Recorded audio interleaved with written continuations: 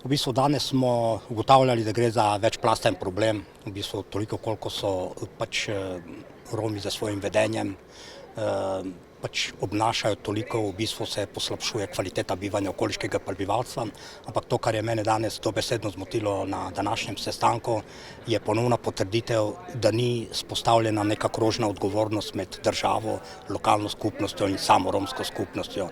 In dokler v bistvu te odgovornosti ne bomo sprožili, ne bomo pač dobili rešitve. Še bolj pa, ko v bistvu skušamo reševati romsko tematiko zgolj samo za palico. Sem danes zelo dobro rekel, da moramo dati poudarek na zgodnje otroštvo in na razvoj otroka.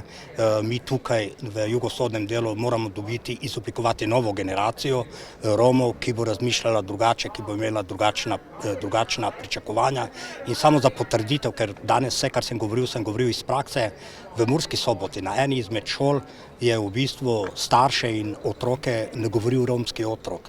To je še ena potrditev, če vlagaš v zgodnje otroštvo, potem tudi Romi lahko koristen v družbi, v okolju, v katerem živi. Ampak v Krškem pa v Novem mestu najbrž vlagajo, če imajo vrtec, recimo. To je zgodnje otroštvo, kamor lahko romski otroci hodijo in se integrirajo. Ja, mislim, paralelno bi morali vlagati tudi v infrastrukturo, torej v samem naselju, kjer v bistvu ta otrok odrašča. Torej v bistvu ta otrok mora imeti pogoje.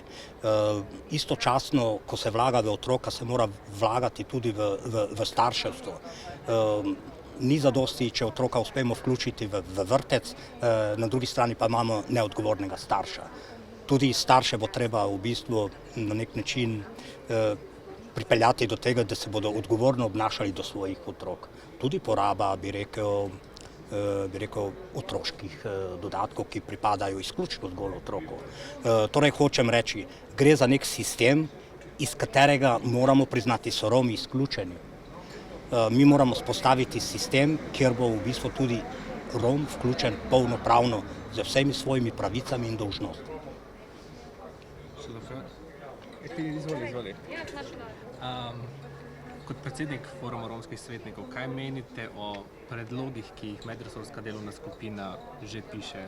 Govorimo o sankcijah, glede socialnih transferjev, tudi policijskem nadzoru. Vse temelji na primerih iz jugovzhodne Slovenije, ampak to vse vpliva na vsa romska naselja po Sloveniji.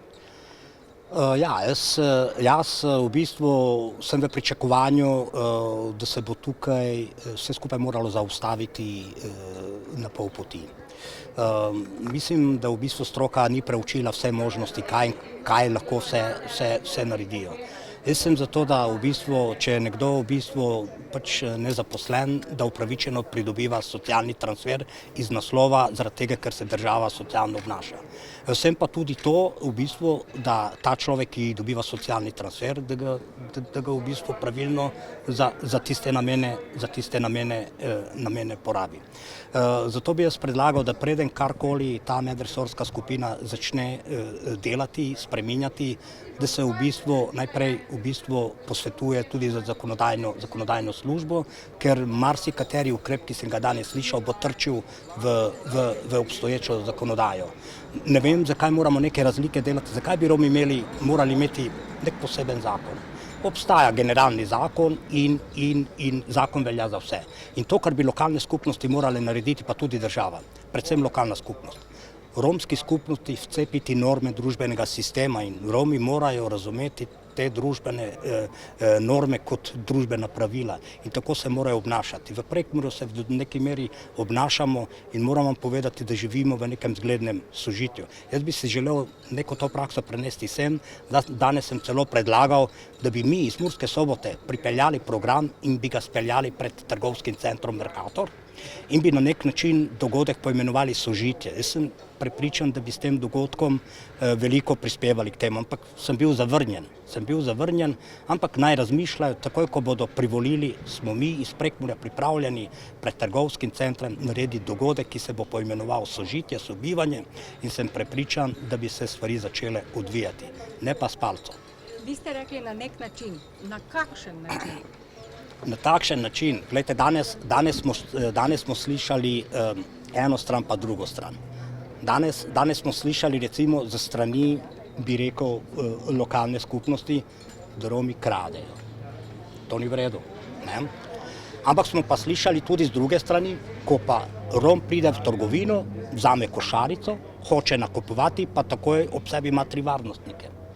Mislim, kako bi se vi recimo obnašali oziroma kako bi vi odreagirali, če bi vi z mirno vestjo, z normalno vestjo prišli v trgovino nakupovati in takoj dobite za vrat 3 varnostnike in če boste 1 uro hodili po centru, boste 1 uro imeli ob sebi 3 varnostnike. Mislim, da tukaj moramo pač kolektivno razmišljati.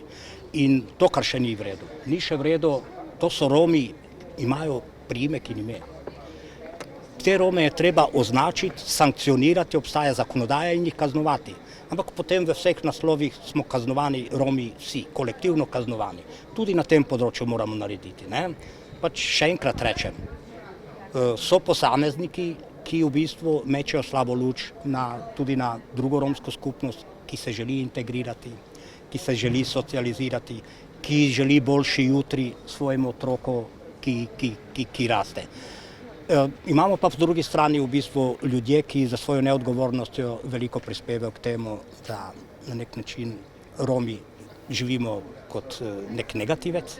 Po drugi strani pa še jaz najbolj razumem okoliško prebivalstvo, ki je zaradi tega pač v zelo slabem položaju.